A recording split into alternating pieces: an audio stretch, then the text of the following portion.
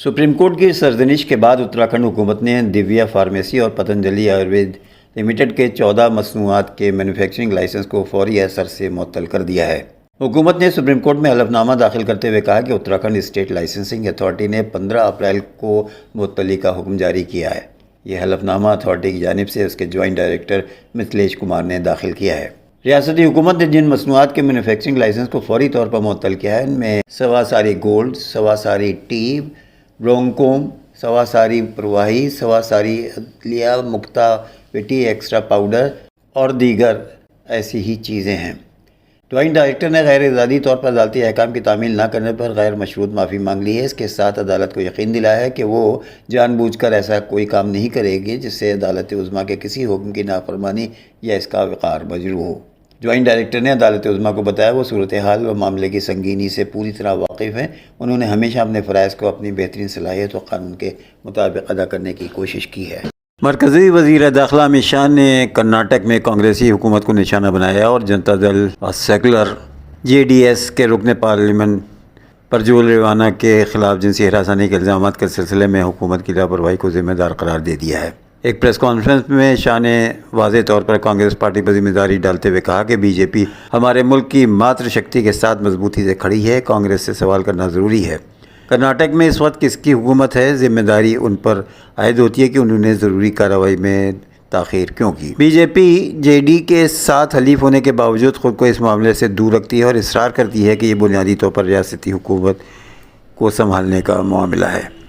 अमित शाह ने प्रज्वल के ख़िलाफ़ जिनसी इस्तेहसाल के इल्ज़ामात के हवाले से हासन ज़िले के पार्टी लीडर दीवान अजय गौड़ा की तरफ से पेशगी इंतबाह की सूरत हाल मज़ीद पेचीदा हो गई है।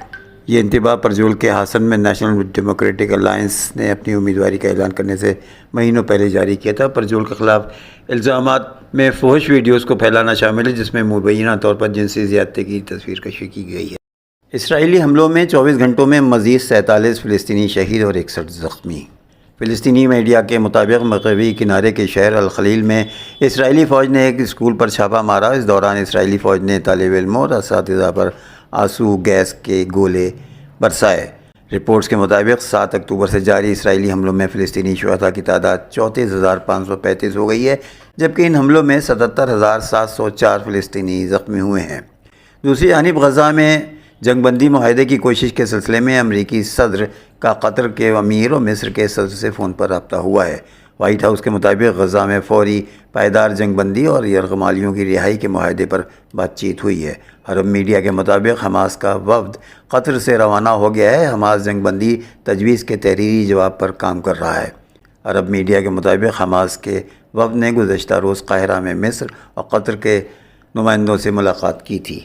हिंदुस्तान ने अमरीकी अखबार द वाशिंगटन पोस्ट में शाया खालिस्तानी दहशतगर्द गुरबंद सिंह पन्नू के कत्ल की साजिश से मुतालिक ख़बर को बेबुनियाद और गैर ज़िम्मेदाराना करार दिया है।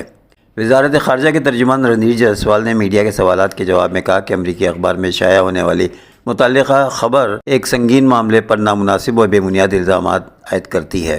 तर्जुमान ने कहा कि मुनज़्ज़म मुजरिमों, दहशतगर्दों और दीगर लोगों के नेटवर्क पर अमरीकी हुकूमत की तरफ से शेयर किए गए सिक्योरिटी ख़दशात को देखने के लिए हुकूमत हिंद की तरफ से तश्कील दी गई एक आला सतही कमेटी जांच कर रही है। इस पर क़यास आराइयाँ और गैर ज़िम्मेदाराना तबसरे मददगार नहीं हैं।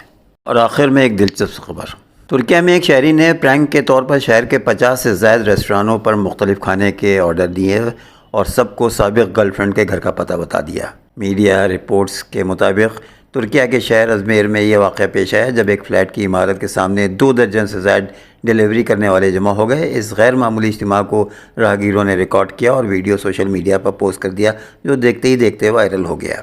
ज़्यादा देर नहीं गुजरी थी कि मीडिया दफ्तरों को इस वाक़े की भनक लग गई और उन्होंने वाक़े की छानबीन शुरू कर दी। मालूम हुआ कि एक शख्स ने तुर्किश फूड डिलीवरी के ज़रिए जाली नामों से कई खाने ऑर्डर किए हैं और इन सबको एक ही एड्रेस इरसाल किया है। नामालूम शख्स ने मशकूक नंबर भी इस्तेमाल किया जो कि ऑर्डर मौसूल करने के लिए दिया गया था। रेस्टोरेंट्स ने इस अजीब व गरीब नंबर को देखा और तस्दीक के लिए इस नंबर पर कॉल की, लेकिन बेसूद। ताहम बहुत से रेस्टोरेंटों ने यह कोशिश करना भी गवारा नहीं किया। ویڈیو میں دکھایا گیا کہ ڈیلیوری کرنے والے 25 لڑکوں کا ٹولہ ادائیگی کی وصولی کے لیے ایک ہی عمارت کے سامنے انتظار کر رہا ہے۔ کسی بھی ریسٹوران نے پولیس میں شکایت درج کرانے سے انکار کر دیا ہے، تاہم متعدد مقامی صحافیوں نے ریسٹوران سے رابطہ کیا ہے۔ ایک ریسٹوران کے مالک نے بتایا کہ کسی دوسرے ریسٹوران سے انہیں جعلی آرڈر کے بارے میں خبردار کرنے کے لیے فون کیا تھا، لیکن یہ وقت تک بہت دیر ہو چکی تھی اور آرڈر جا چکے تھے۔ انہیں نے بتایا کہ سارے آرڈر ویسے ہی واپس آ گئے ہیں، جن سے زیادہ تر کو ضائع کرنا پڑا ہے۔